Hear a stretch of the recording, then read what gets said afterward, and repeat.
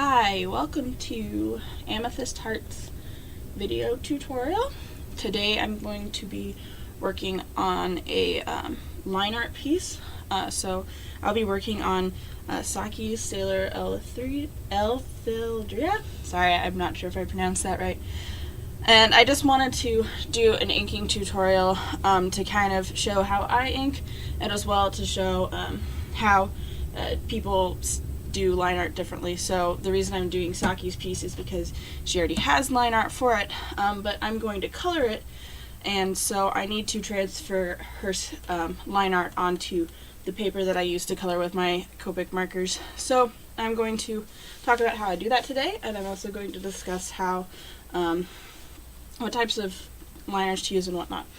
So the first thing you're going to need, or the things you're going to need for this tutorial, are you're going to need a light box. If you choose to do like me, I usually sketch on my sketch paper because I sketch darkly, and then I will put it on my light box and put my nice paper on top of it and trace it for my line art. So I'm just using a standard 18-inch by I think 11-inch or so light box. This is the Artograph Light Tracer number 2. I have my sketch, quote-unquote, sketch piece right here, which is Saki's line art, and I will be using my Strathmore Bristol Vellum in 9x12. It's the 300 series to do my inking onto. This is the paper that I color with my Copics on, and it is my most preferred paper because it's got a nice tooth, and it seems to absorb Copics well, and it doesn't limit the amount of absorptions like a marker paper does that has a backing on it that keeps your marker from going through the other side. So I'm just going to tear a piece of paper here, put that on top. Alright, so now I'm going to talk to you about your different inking pen options. For my Copics, I use my Copic multi-liners. They come in two varieties. This is the SP ones. They're a little bit more expensive, and that's because you can change the ink out and the nib in the tip. I also use their more disposable varieties, which are these black ones here. They're just the regular multi-liners. You can't replace the ink or the nibs in them, and you just have to buy a new one when they die. But I bought the SP for the one I use the most on. So the reason I use these is because when they dry and I color over them with Copics, they don't end up getting smudged or anything. I've noticed in the past that when I tried using other brands that my Copics tend to smudge them. I also used to color with Prismacolors, so I also have Prismacolor multi-liners, and I've also in the past used Microns. So these are actually the sepia ones that I used to use for my Art Nouveau pieces because Prismacolor didn't make sepia in more than one size. So anyways, so I will talk to you now about what sizes I choose from and whatnot. Their artists obviously have a lot of preference for the sizes they like to use for their line art, and it's really going to depend on how thick you want your lines to be. For mine, I like to use, I wouldn't call it a thick line or a thin line, it's really kind of in between. So I have a friend who does watercolor paintings with anime manga style, and she uses the smallest Copic inking pen to line her artwork because she likes thin lines, and then Saki, as you can see, likes doing more thick lines, and I think she uses a lot thicker marker than I do. My preferred size, though, used to be the Copic 0.1 size, but I noticed that on the tooth grade for my paper that the little nib would get split really easily. So I instead upgraded to the 0.2 size, which I've noticed is a lot sturdier on this paper, but it also still gives a thin line that I prefer. I do two types, two inks on my artwork. So I do my trace ink, which I will show you and speed up the video so that I don't go into too much detail about it. But I will also go back and use, this is the 0.5 size, sorry the sides rubbed off of it, you can't actually see what size it is anymore, but this is the 0.05 marker, which I use to go back and make my lines thicker and help vary them in certain places, and I'll also be using my 0.1 to do some of that. And if I choose to go back and make anything thicker than the 0.2, I may go back with the 0.2, or I may upgrade to the 0.3. It all depends on the size of my picture. Usually for my 9x12 pieces, I'll use the 0.2. If I move up to, say, 11x14 and the character on the page is a lot bigger, then I will use a lot thicker lines. Also, I tend to vary the line width on things like backgrounds, things that are see-through. So for this piece, her staff is see-through. So right here where her fingers show through, on here I will be using my gray multi-liners because I don't want them to be as strong. As you can see here on here, Saki used a much thinner line inside the staff. There's also some areas in here where they're thinner. So it all just depends on what you want out of your line art, but this just for me is how I do it. So I'm just going to start by, so I start by centering my piece on my light box. Sorry that this is going to look so wavy on here. It's because my light box is arched compared to the plane of the camera recording from up on my live stream setup. But I promise this won't take very long. I will just ink it and then speed up the video so that you guys don't have to watch me ink this whole picture. So I will be kind of quiet so that I don't have to go back and re-record any audio for this section. Anyways, what I do is, wherever my paper is going to sit in, make sure that your paper is in the right direction. If you have a paper with any sort of grain or tooth on it, you don't want it to be flopped the other way, because if you ink downwards on the wrong direction of your paper, you're going to get splatters. And I've done this before where I've accidentally flipped my paper the wrong direction and I had to start over because there was ink everywhere. Anyway, so I have this set up here. I just tacked it into the little bottom parts of here so it doesn't move. And I'm going to center Saki's piece under it.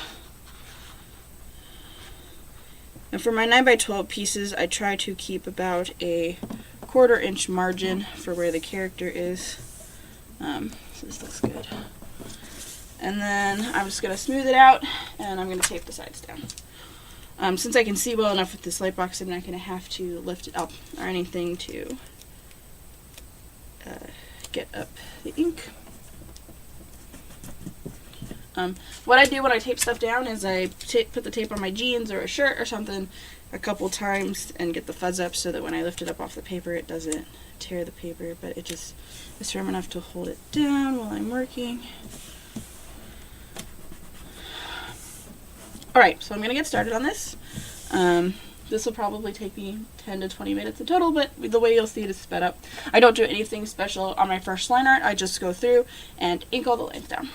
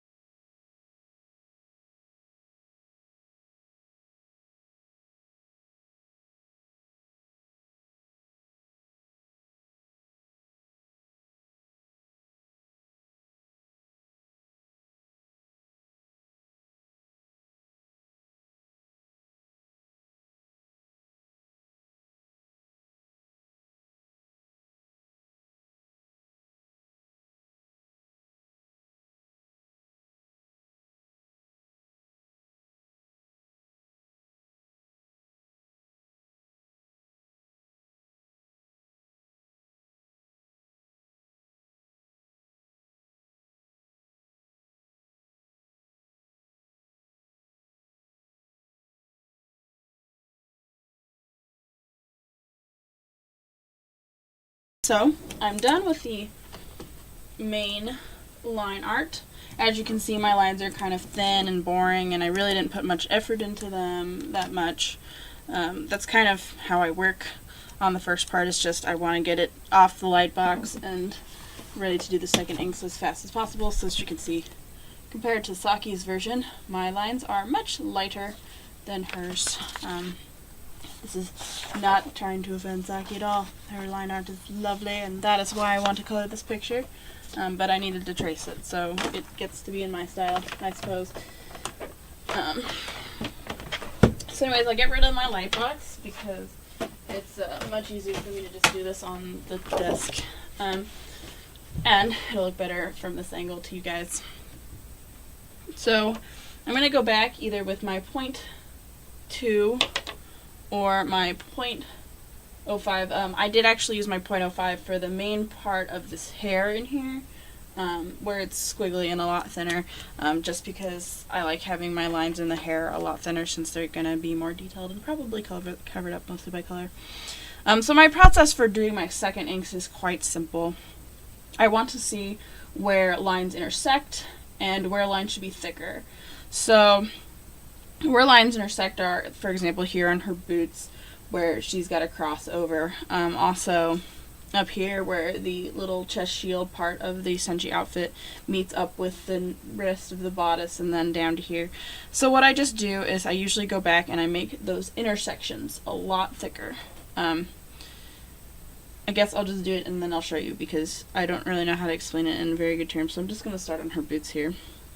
It intersects in two places. It doesn't intersect at a right angle, and since this line is overlapping the boot and part of her leg, it's going to get thicker in two places. So just go down and thicken up that corner. And then I come back down and I'll thicken up this corner. My second inks also require me to turn my paper a lot, which is why I don't have my light box down, because sometimes that just gets in the way. So you can see now on here that I've made this little corner area a lot thicker. I'm just going to proceed to do this on her boots, and then I will show you what it looks like.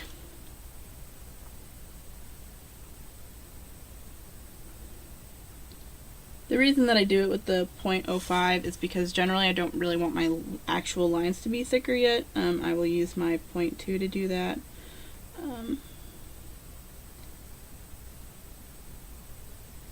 But I want the corners to be thicker.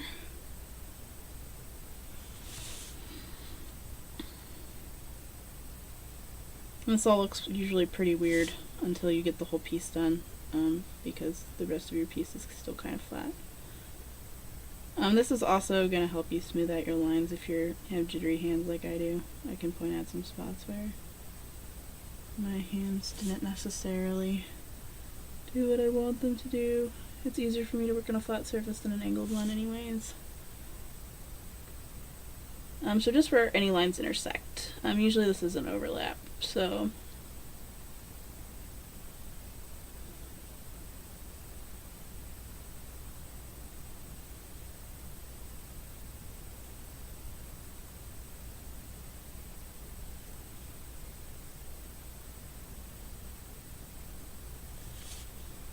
I'm also kind of going back through and making some of these lines a lot smoother because my hands were a little crazy at this point.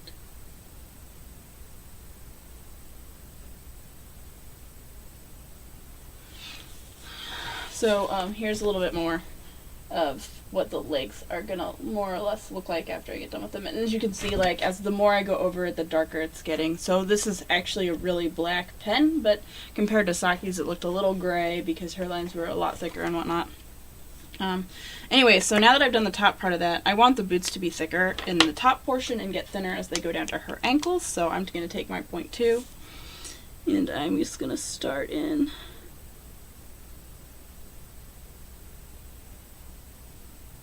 and I allow myself to kind of get a little sketchy when I do this, whereas when I'm trying to do the first line art, I kind of try to do my lines as smooth and as I can, but for this part, because the lines are already there, unless you have really jittery hand problems, I recommend kind of going sketch to try and make these lines different. I mean, as you've probably noticed from your own experiences doing sketches and to line art, that your sketches seem to have more movement and such in them, and that's just because of the way we are taught to sketch. But usually we're taught to use very smooth lines for line art, and so that can be achieved when you first do it, but when you go back you want to sort of vary them. Other spots where I usually make my lines thicker are going to be where there are bumps, curves, anything that curves outward. I usually make, so when I say outward, I mean like here, for example, where her heel is going out or where her foot is going out. When lines curve outward from the form that you're working on, I tend to make the most outward portion a lot thicker than the inward portions. I do the opposite for inward curves, so like right here where her stomach is in this bodice area, I actually make the outside portion thicker. So if it's on your form and it's more convex, so more rounded, I would make the most rounded parts thicker, and where they're most convex, I make the not the inner portion of that convex, concave, I don't know. Concave. I don't remember the words. I'm a scientist and I should know this. But where the innermost curves are, I don't make those thick. So you'll see when I'm getting through this that that's kind of how I work where my lines get thicker. So where her ankle is, it's going to get thicker. I also kind of don't do my lines that go, you know, hard and then off until I do this part. So sometimes my lines will get longer, so they let me do that sort of swoop that gets the really, really thin point line at the end, which I really like on some pieces. So again, I'm making this area around her shoe thicker, and then thinner, and then thicker. Thicker all the way around to here. Also, this helps me get any places where I might have stopped and started again fixed. And then the top of her boot is kind of convex, rounded out, but I'm not going to really focus on that. I mean, you kind of have to pick your battles. Sometimes they're not worth doing that on. And you want to make sure that your lines do stay smooth looking, so if you have to thicken up a little intersection just to make it look like it fits, then that works. I'm going to go back in, and so she's got this sole of her shoe, which intersects with the boot, so I'm going to make sure and go back in and extend those corners. I also want this line to be smoothed down into it, so when I inked it, it's kind of broke off and looked like a separate piece of the shoe, but since the shoe sole is a part of the shoe, I really want it to look like that. So I'm going to go back in. I also kind of accidentally made this flat through here. That can be easily fixed by just adding more curvy lines around the edge, so that makes it a lot thicker, but I don't have to go back through it now. And then I'm going to come straight down from her shoe to make it so that the sole looks like it's connected to the shoe. And then I'm going to go back through again with my 0.2 around the edge. Usually when I go through to make lines thicker, I won't go into the form, so when I was inking Saki's piece, I tried to go through the center of her lines since her lines were so thick. But when I go back to sort of make the line wider, I try to go on the outside of the line to make it thicker. So, but it's totally up to you. I try to keep my forms as open and in the normal size as possible. If you go inside the line to make it thicker, you're going to make that form smaller and maybe end up making it disproportionate, which, you know, could make you angry later when you look at it. So here this line is meeting up with this other shoe. So again, I go through and fix the corner. And then I'm going to take my 0.2 and make it thicker. So I realize this is going to probably be a longer tutorial because I'm going to probably talk my way through the rest of this. Because there are going to be spots that I do differently than others, and I want to make sure that, you know, I explain myself clearly. My second inks are less straightforward than my first ones are.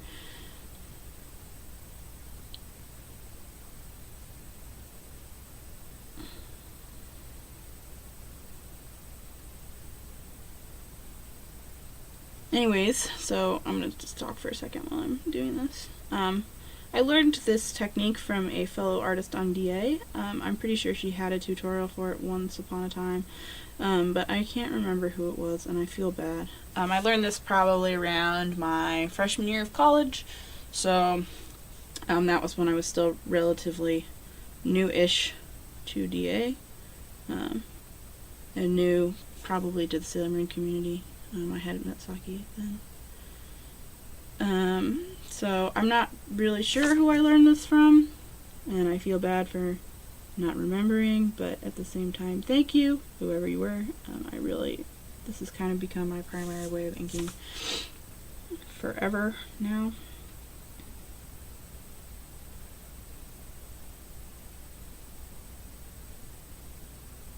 And of course,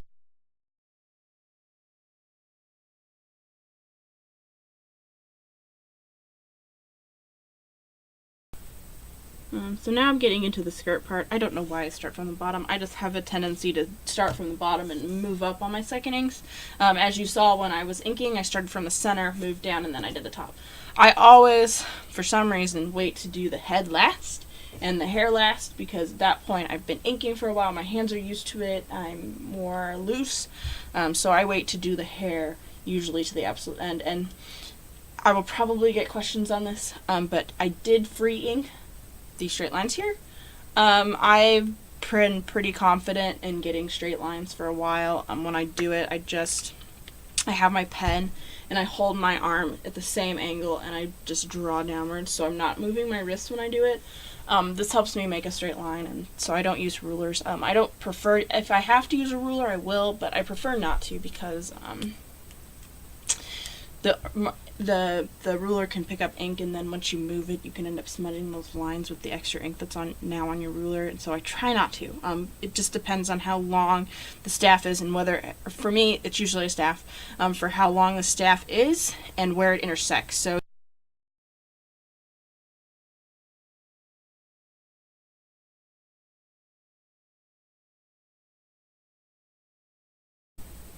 on things like this skirt, I'm not going to go back in with 0.2.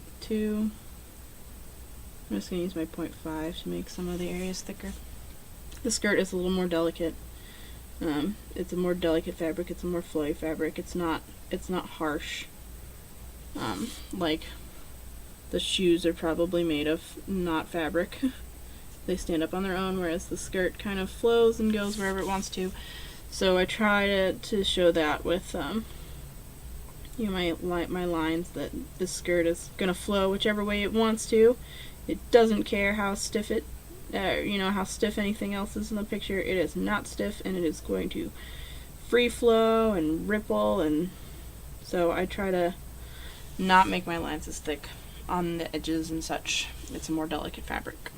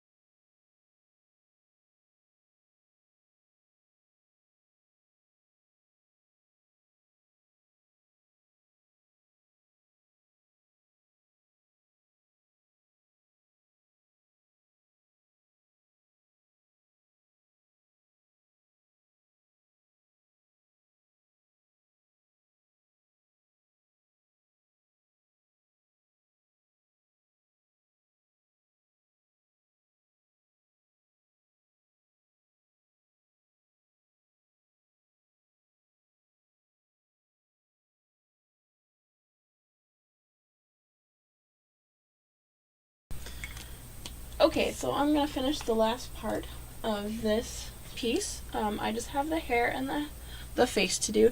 For my second inks, I don't really change much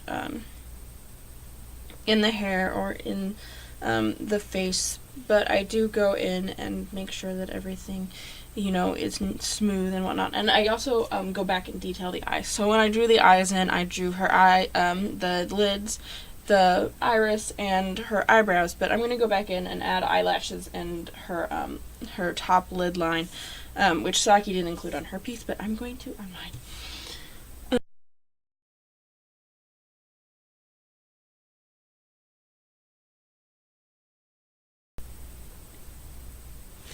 Now on the hair, there's a lot of intersections on it, but I don't sort of approach those intersections the same way that I do on the rest of my pieces. I go through and kind of see where it might be more logical to have those intersections, but otherwise hair is more free-flowing. It doesn't have those thick intersections like it does in the piece. So my intersections are probably going to include this piece right here and the larger piece here, but not the smaller inside pieces.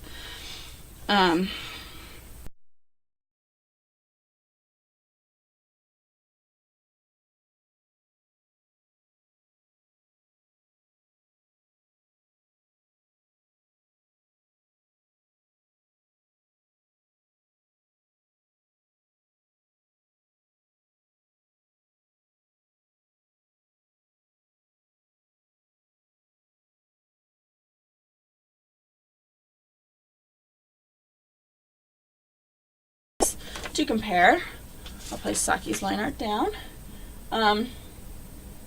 Obviously, Saki and I have very different line art styles. So her line art is a lot thicker. She doesn't really go in the corners and do the shadows like I do. She does use the thinner lines in the hair, similar to what I do, where I make some of the outer lines thicker and make the inside ones thinner. She obviously just uses a thinner marker to do see-through things. So really, when you go in ink, this is not a absolute way to ink. Everybody has their own preference. I've just been wanting to make this tutorial for a while, and I don't want you to feel like you have to, you know, sort of approach the style the same. Obviously, there are things that we do very differently, and I obviously draw very differently. I just am really wanting to color this piece. So anyways, you can follow me on DeviantArt. I will put the link in the description below. I will also put a link to my Twitter account. I'm really, on my Twitter account, I'm very art and science oriented. I will often talk about, or be very random sometimes. I talk about lab a lot on there. I don't have a Facebook. If you have any questions, I will be posting this tutorial to DeviantArt as a deviation. It'll be a picture of my line art, and then the tutorial link will be in the box below. You can ask questions there. You can shoot me a note. You can send me, you can put a comment on there. You can put a comment on this video. I'm not sure how YouTube works now with the Google Plus things, but I will try to figure that out if you leave any comments. And so hopefully in the future I'll have more tutorials. So I've been trying to figure out a way to get my camera to record a lot better quality stuff so that I can post it. Anyways, thanks for watching this tutorial. I hope it helps if you are just starting to do line art. I hope that it helps traditional artists and digital artists, and thanks. Bye.